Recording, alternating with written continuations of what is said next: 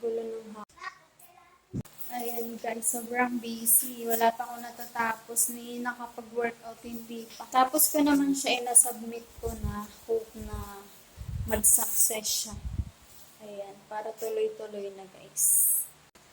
So, ngayon ay inom muna ako nitong Precious.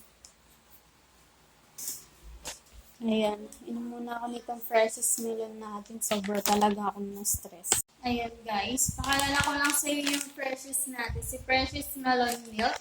Ayan guys, stress reliever and focus enhancer na siya guys.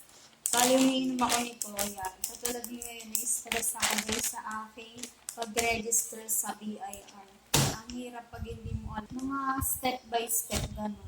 Ayan, parang lang muna tayo. So, bali nanood lang ako online para mas mapadali ako. And na-submit ko na siya. Waiting na lang ako kung ma-approve ako ng PIR. Hoping para tuloy-tuloy na yung ating business.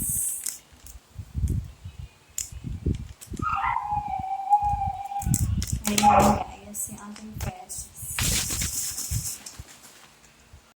Ayan na guys, yun na tayo guys. Para naman less stress na tayo.